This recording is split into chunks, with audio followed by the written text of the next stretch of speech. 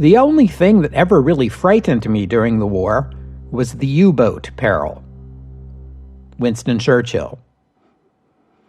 Welcome to the history of the 20th century.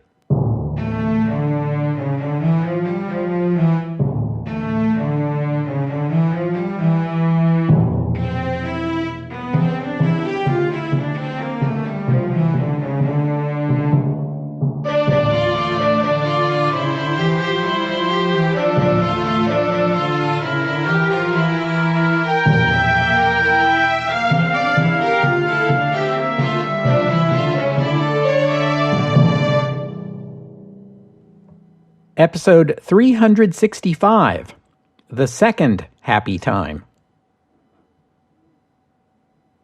Back in episode 356, I talked about the U-boat war in the Atlantic up through the intelligence coup the British gained when they captured an intact U-boat, U-570. That was in August 1941. Today, I want to pick up where that episode left off in September 1941, the second anniversary of the beginning of the war in Europe, and take up again the naval war in the Atlantic. That previous episode was meant to take us through the end of 1941, but oh well. Germany invaded Russia in June of 1941, and I've already told you that Churchill and Roosevelt worried that even if the USSR wasn't completely defeated, that Stalin might seek a separate peace with Germany. The Western Allies promised aid, but what Stalin really wanted to see was a second front open up in Europe.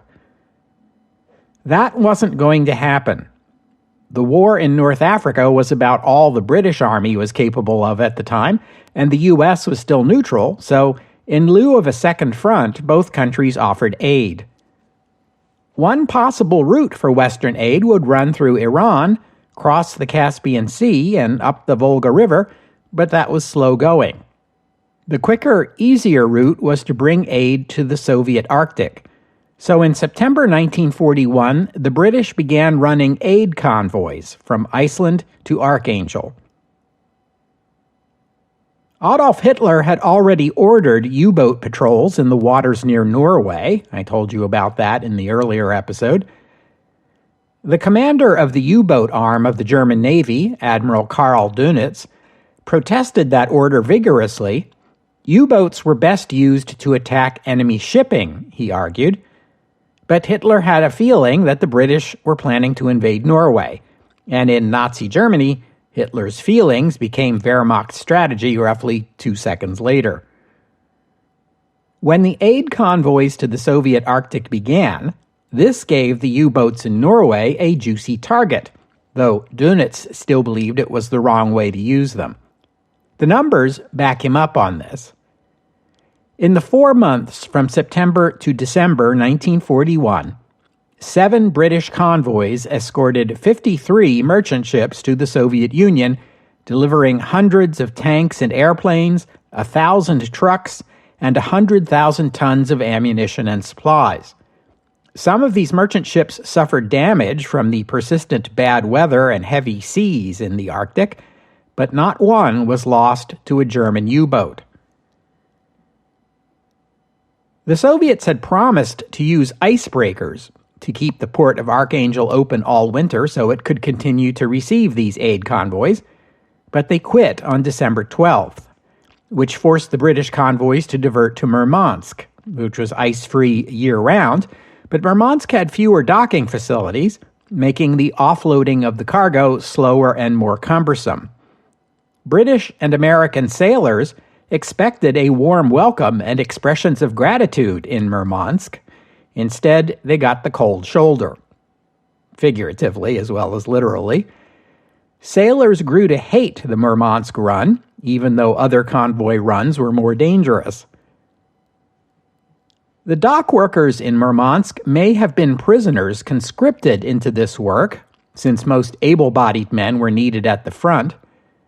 One American sailor recalled hearing a rumor that the Russian dock workers were on starvation rations, and of one case in which a dock worker got hold of a can of Spam when a crate broke open.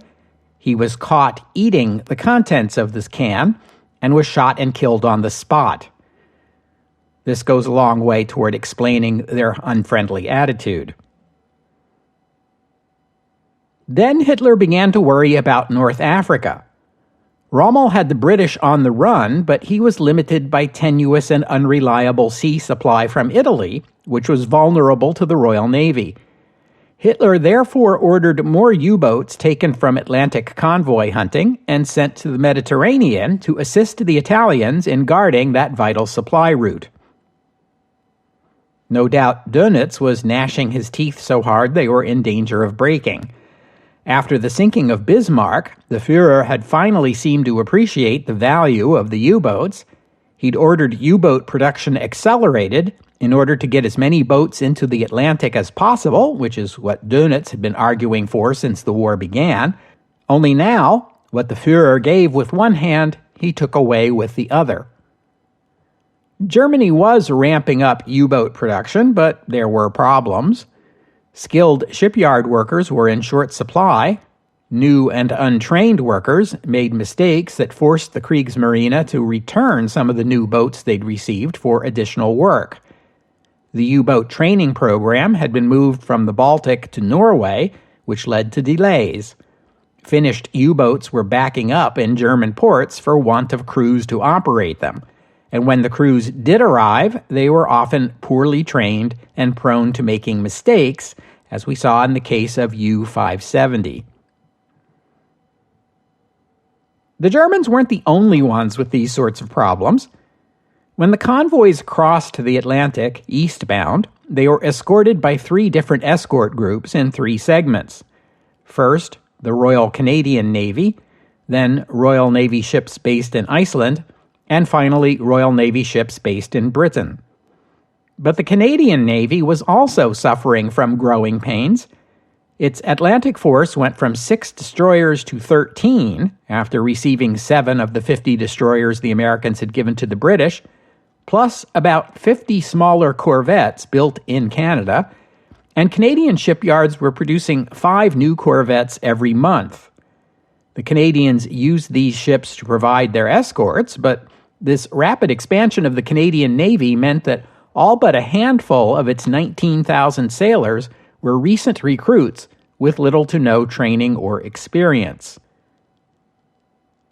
Following the summit meeting between Winston Churchill and Franklin Roosevelt in Newfoundland in August, the United States expanded its declared security zone all the way to Iceland. Afterward, Atlantic convoys were escorted in 2 segments, American and Canadian ships as far as Iceland. Afterward, the Royal Navy took over. The Americans really threw themselves into this job. Admiral Ernest King committed most of the U.S. Atlantic Fleet to the task: 6 battleships, 5 cruisers, and 50 destroyers, including the Denmark Straits Patrol, plus 2 aircraft carrier task forces, one based in Newfoundland, the other in Bermuda, to be on call as needed. Under this new arrangement, the Canadian Navy in the Atlantic was placed under Admiral King's command. While the Canadians were happy to receive American assistance, the subordination of their own wartime navy to the navy of a neutral nation didn't sit well. The British were running 2 convoys every 6 days, a fast convoy moving at 10 knots and a slower convoy moving at 7.5 knots.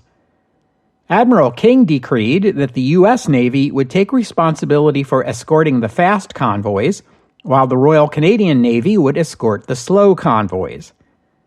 This made some sense since the Americans had the faster ships, but the responsibility for escorting half the convoys by themselves stretched the Canadians thin.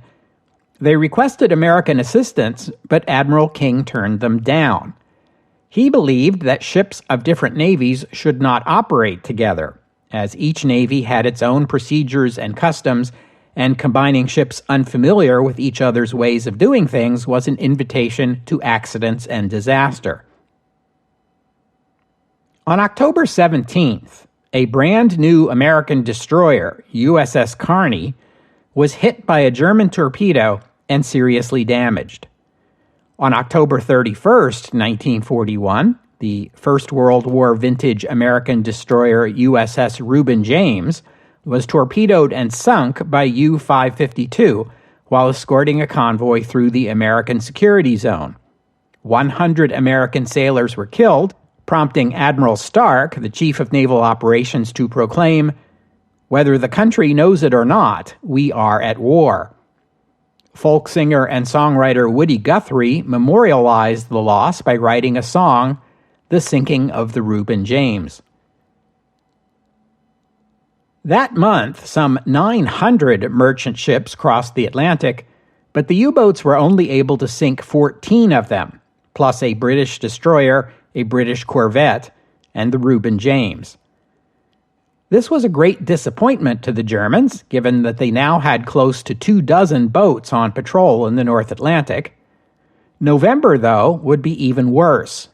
The German Admiralty ordered 14 U-boats onto various escort duties and 6 to the Western Mediterranean because Hitler had a feeling that a British invasion of Algeria was imminent. Because of these diversions, which aggravated Dönitz to no end, the Allies lost only 9 merchant ships that month.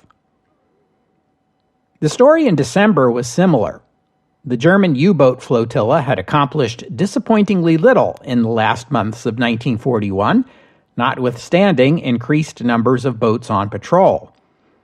The attacks on Kearny and Reuben James provoked anger in the United States and greater support for Roosevelt's policy of aiding Germany's enemies. Arguably, the U-boat campaign had become a net loss for Germany. As of the end of 1941, German U-boats had sunk a total of 5.3 million tons of Allied shipping. This figure includes 28 warships, including 2 aircraft carriers and 2 battleships. During the same period, Britain had built 2 million tons worth of new merchant ships, more modern than the ships they replaced. The British also acquired 4 million tons worth of ships by purchase, lease, or confiscation of Axis ships, meaning that the British actually had more merchant shipping available at the end of 1941 than they'd had at the beginning of the war. On the other hand, the war effort required that a large portion of this shipping be used to move troops and supplies. Imports to Britain were halved during this period, from 60 million tons in 1939 to 31 million tons in 1941, due to the U-boats and also Luftwaffe attacks on British shipping. The British government were by this time rationing virtually all foodstuffs and consumer goods.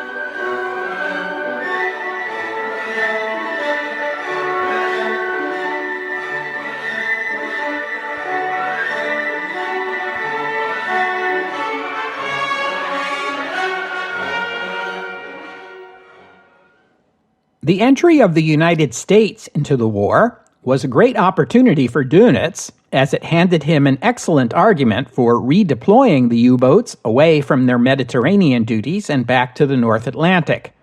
Even better, the U-boats would no longer be restrained from attacking American targets.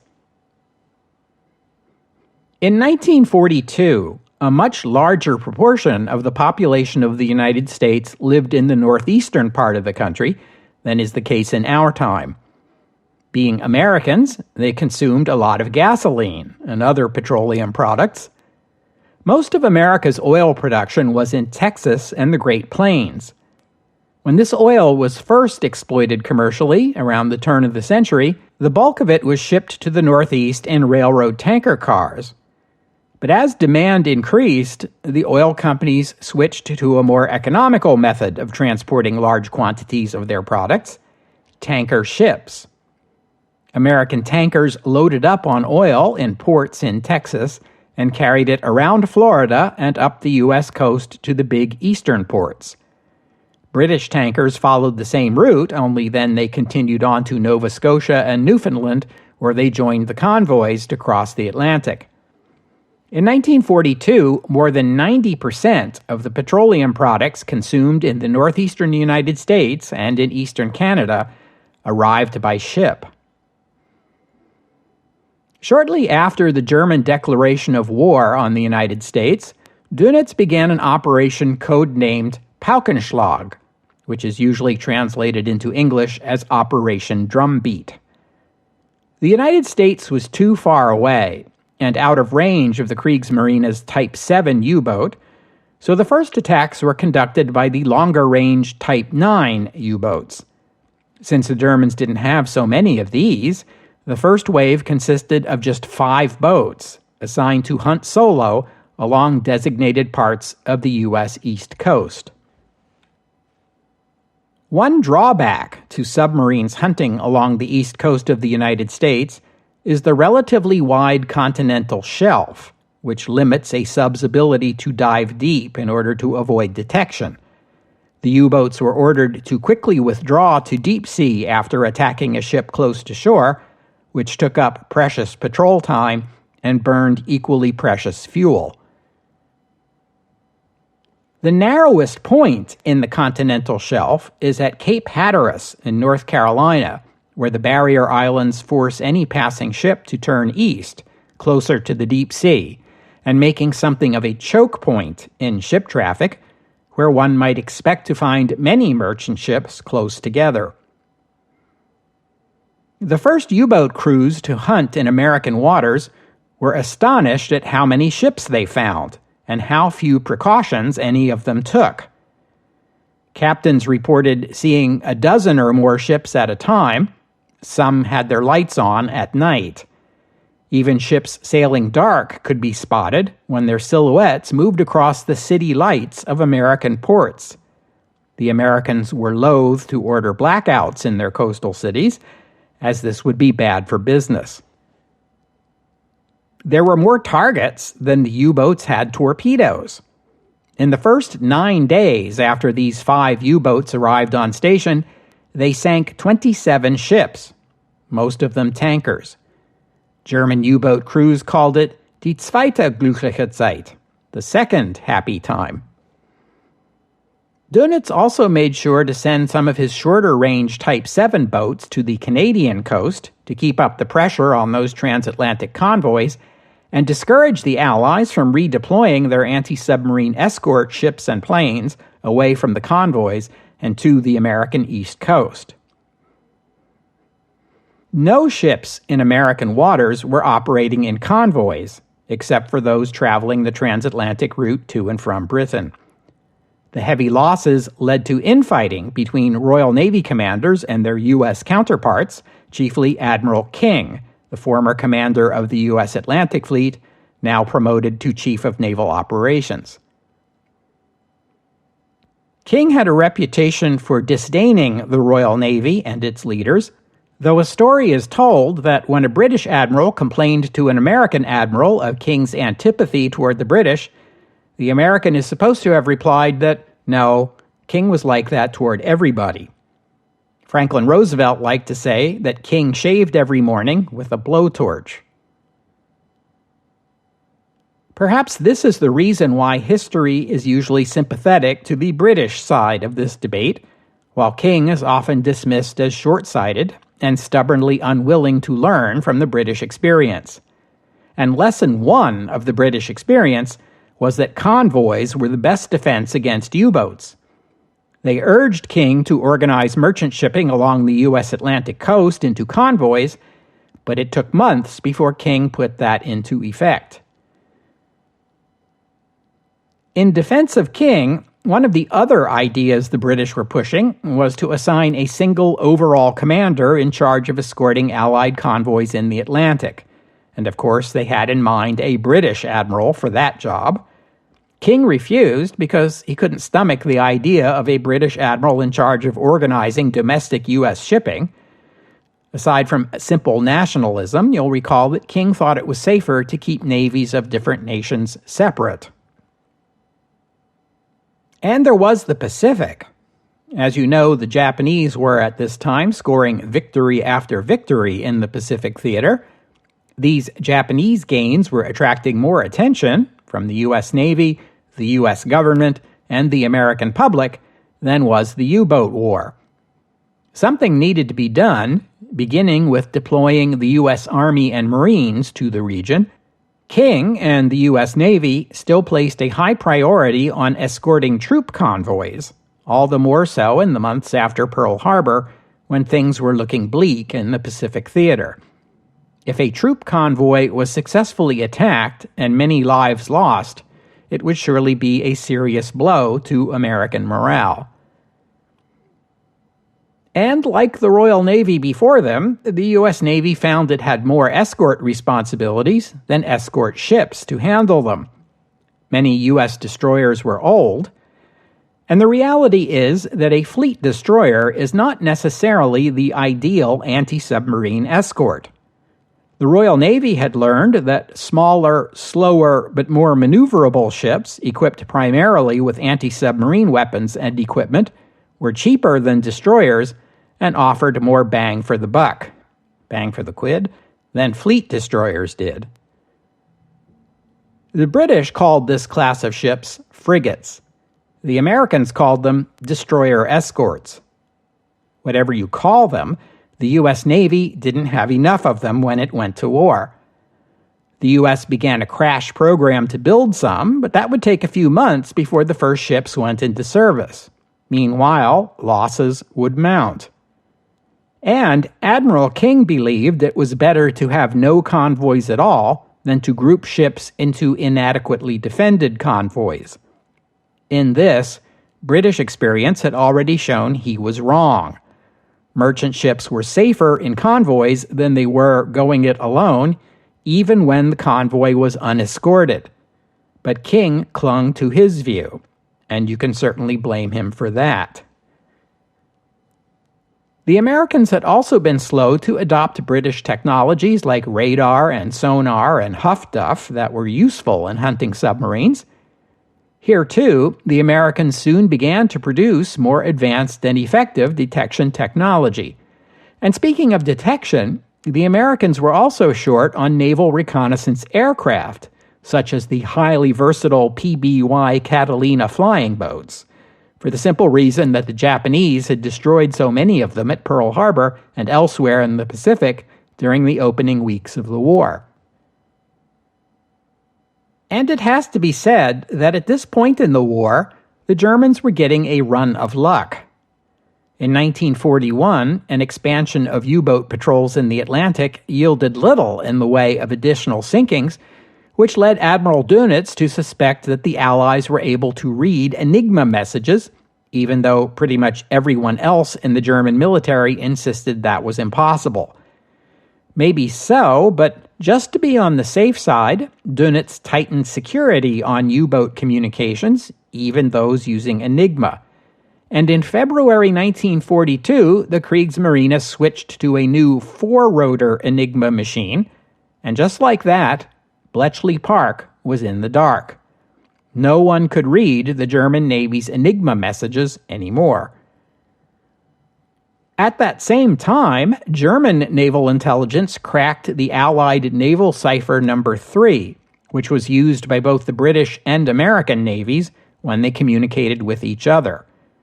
For a few months at least, in 1942, it was the Germans, not the Allies, who held the lead in the code-breaking competition. Also at this time, the Germans solved some of the technical problems that had been plaguing their torpedoes, and these were now operating more reliably. All these factors, combined with the lack of convoys on the U.S. coast, explain the sudden uptick in merchant ship sinkings. Actually, it was a bit unfortunate for the Germans that there were several other explanations for the improved results in the U-boat campaign that distracted them from considering how it coincided so closely with the introduction of a new Enigma machine. If that had been the only change, it might have convinced the German military that the Allies had indeed been decrypting their Enigma messages. And speaking of Enigma, if we're assigning blame for the slow American start in anti-submarine operations, we might also mention how the British were less than forthcoming about their Ultra project. The Americans had more resources and access to better technology. They could have built more and better bombs than the ones at Bletchley Park, but it would not be until the fall of 1942 that the British would bring the Americans fully up to speed on what they had learned about Enigma. Had the British shared more information sooner, the Americans might have helped crack the four-rotor naval Enigma sooner, which would have saved ships and lives.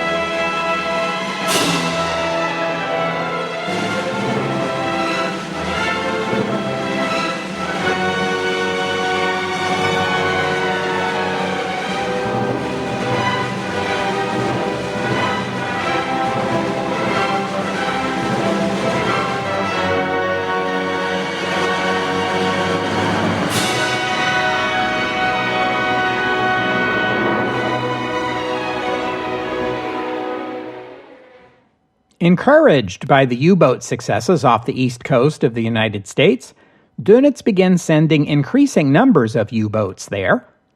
Ship losses peaked in March, but that statistic is misleading since the number of U-boats hunting in American waters was greater by then. Sinkings per U-boat were already declining by March, an early indicator that increasing use of convoys and escorts and improved anti-submarine procedures were beginning to have an effect.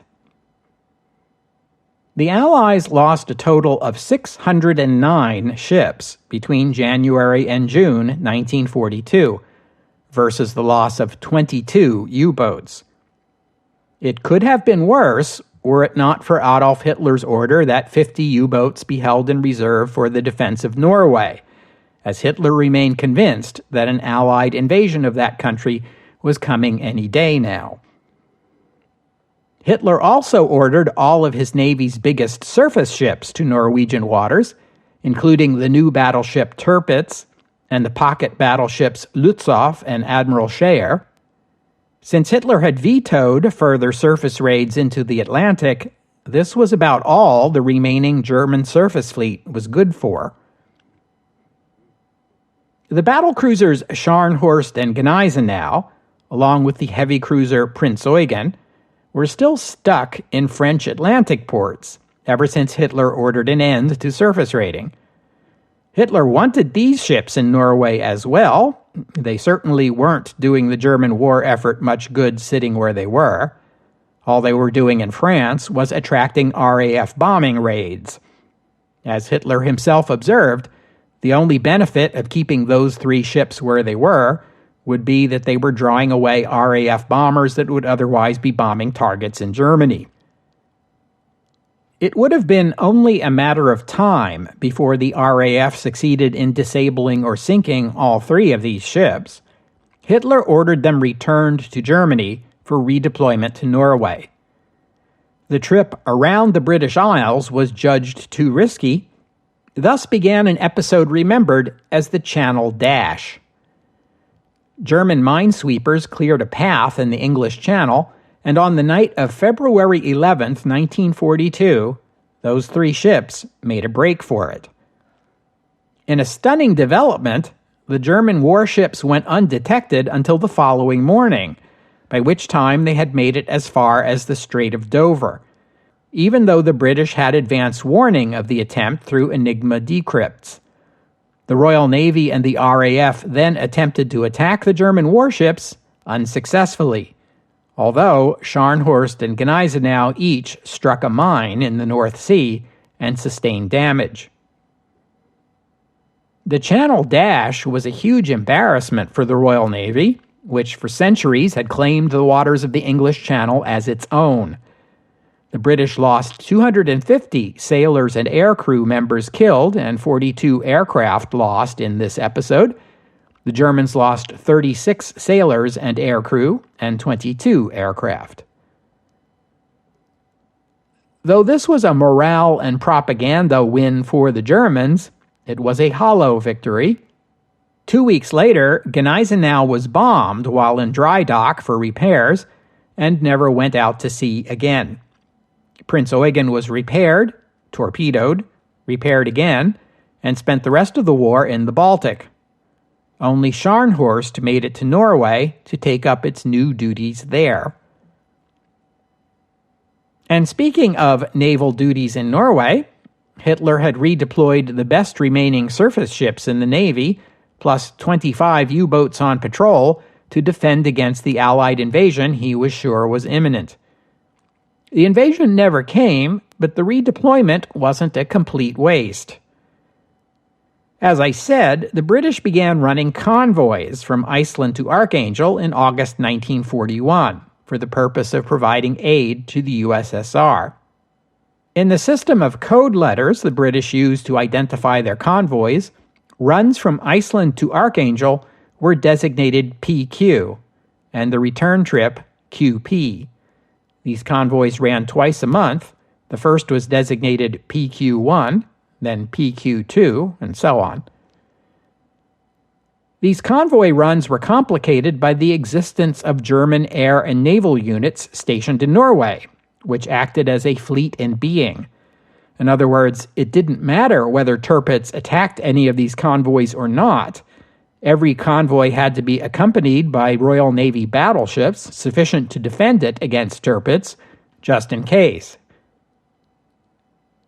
Apart from the Germans, the Arctic conditions also added to the risk. There were strong currents and ice in the water, which made navigation difficult and ASDIC ineffective. Fog was common, and in the winter months at such a high latitude, it was dark for 24 hours every day.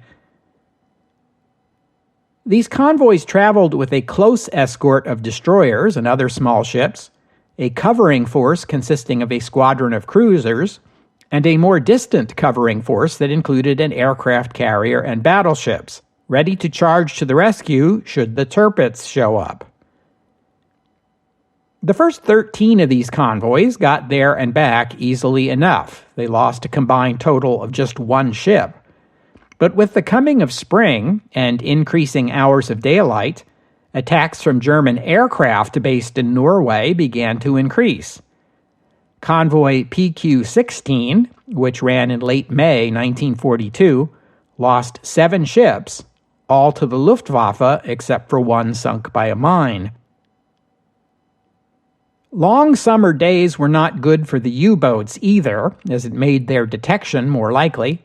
Keep in mind that submarines of this period could only operate underwater for short periods of time and did most of their patrolling on the surface.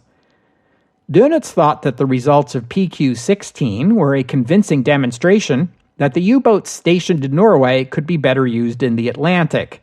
Leave attacks on the Archangel convoys to the Luftwaffe.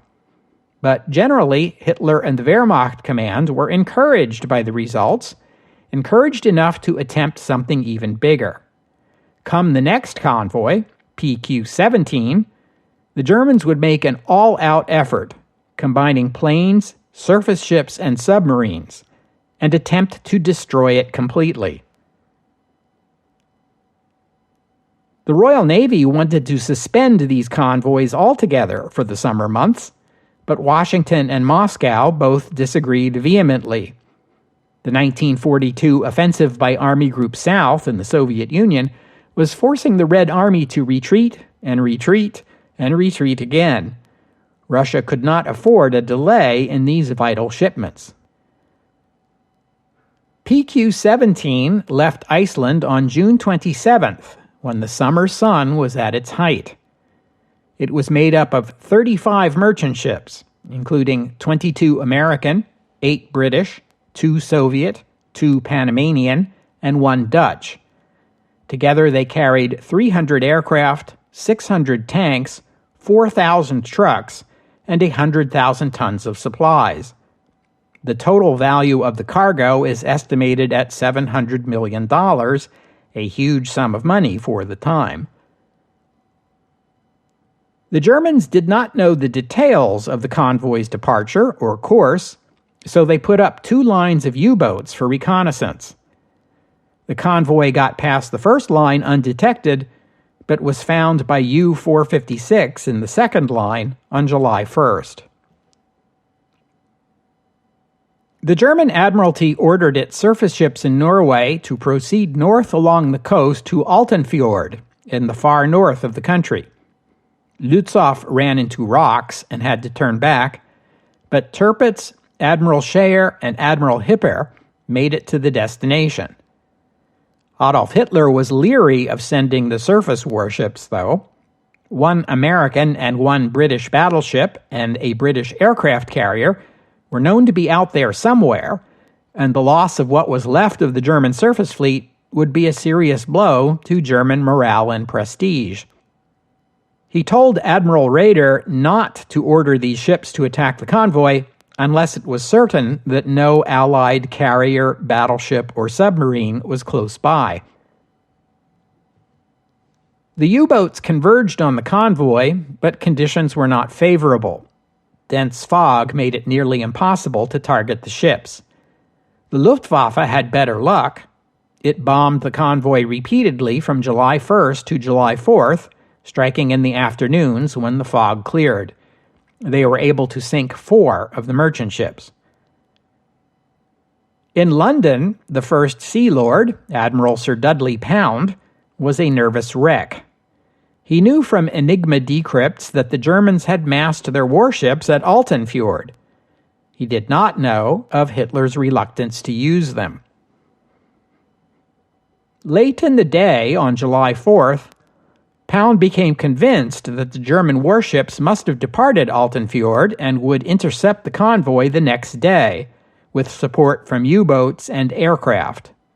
He decided the convoy could not defend itself from such a great threat. Even the nearby cruiser force was at risk. At 9:11 that evening, he issued an order to the cruiser escort that began, "Most immediate," and ordered the cruisers to come about and head west at maximum speed. 12 minutes later, the convoy ships received an order to disperse, owing to the threat from enemy surface ships, and proceed to Russian ports as best they could. 25 minutes later, the convoy received another order, again with the header "Most immediate," again directing the merchant ships to scatter. These orders came with no explanation. Not that commanders are required to explain every order, but absent an explanation, the urgent tone of the messages left the convoy commanders with the impression that Tirpitz was likely to appear on the horizon any minute now. In fact, it was nowhere near. The cruisers turned around and headed west, per their orders. The destroyers in the close escort had not been issued any orders, so their commanders assumed they were also to turn around and follow the cruisers, leaving only the smaller trawlers, corvettes, and the like to defend the cargo ships, which dispersed as ordered and headed for Russian ports, each following its own course. Now, an order to disperse like this would have been exactly the proper thing to do had the convoy truly been in danger of interception by surface ships. But that was not the case. These cargo ships were separated and on their own in an environment in which U-boats were lurking all around them, Luftwaffe planes were hunting them from the skies, and it was always daylight. Nearby U-boats observed the convoy scatter and reported it to the Luftwaffe. Then they moved in. The only hard part was choosing which target to attack. Later came the bombers. German aircraft and submarines hunted the scattered ships for the following 10 days. Admiral Raeder considered sending Tirpitz and the other German surface ships to hunt down the convoy, but decided against it. The U-boats and the Luftwaffe were doing fine on their own. Wehrmacht command was delighted. Tallying reports from units engaged, they concluded that a total of 36 merchant ships had been sunk, and therefore the convoy had been wiped out, which was their goal. Jubilation reigned. As was often the case during the Battle of the Atlantic, the Germans had overestimated, but the reality was bad enough. Of the 35 ships that had begun the voyage, 23 had been sunk, sending over 100,000 tons of badly needed aircraft, tanks, and other military assistance to the bottom of the Barents Sea. Only 11 of the merchant ships reached port. More than 150 merchant seamen died, and hundreds more suffered injuries. These were the worst losses of any Allied convoy during the Second World War. Only Admiral Dönitz was not celebrating. The success of this operation undermined his argument for why the U-boats would be put to better use in the Atlantic.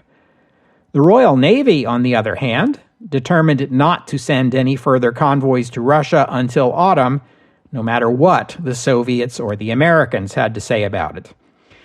And they had a lot to say about it. By the time of the PQ-17 disaster, the situation had improved along the U.S. East Coast. The U.S. Navy had put together enough escort ships to begin running escorted convoys. In this, they had assistance from the UK and Canada. Those two countries gave the U.S. Navy some armed trawlers and destroyer escorts, ships that had proven particularly useful in anti-submarine operations. You could call this a reverse Lend-Lease program. It took longer to organize protection in the Gulf of Mexico and the Caribbean, but by July, ship losses were down and U-boat losses were up. And Admiral Dönitz was persuaded that second happy time was over and redirected his U-boat patrols to the mid-Atlantic and ordered them to hunt convoys running between Canada and the British Isles. The U-boats remained a serious threat. Coastal anti-submarine aircraft were limited in range. The British were launching patrol planes from Newfoundland, Iceland, and Ireland, but there was a wide swath of the North Atlantic that was outside the range of any of these aircraft. Here, a U-boat could run on the surface in relative safety.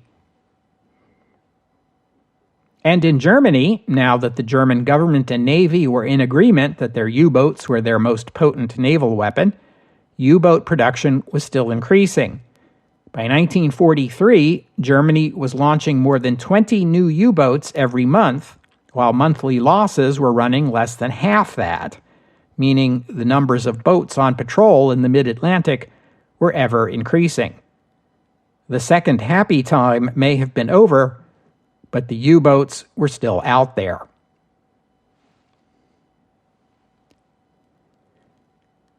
We'll have to stop there for today.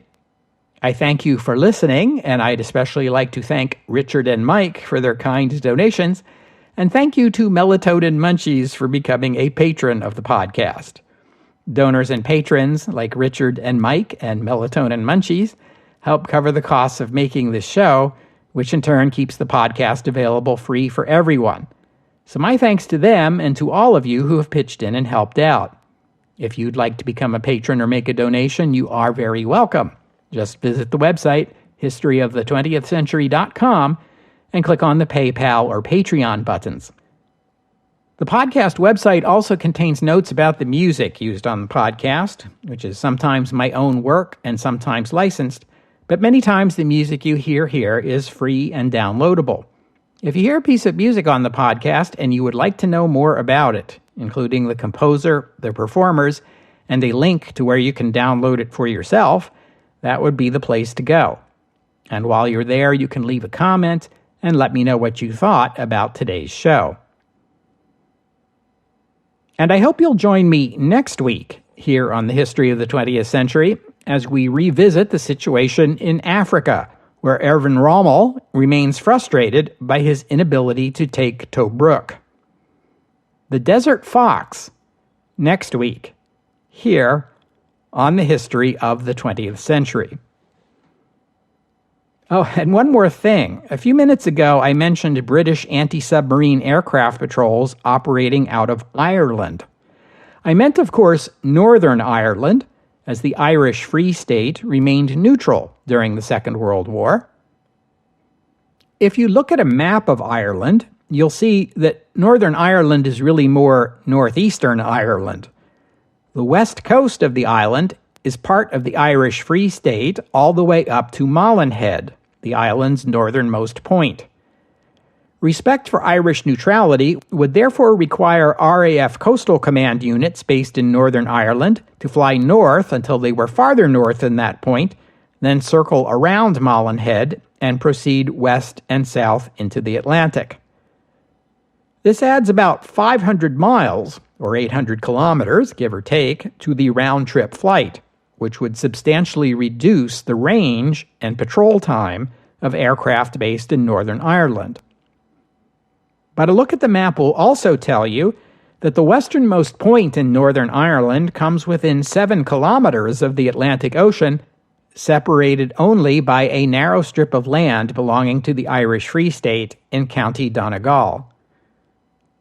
Despite its official neutrality, in 1941, Ireland gave permission for the RAF to fly through this airspace, which was valuable assistance during the Battle of the Atlantic. A reconnaissance plane flying out of Northern Ireland helped locate Bismarck, for example, which contributed to the German battleship's sinking. Technically, the British only had permission to use this airspace for search and rescue missions, but the British ignored this restriction, and the Irish government looked the other way.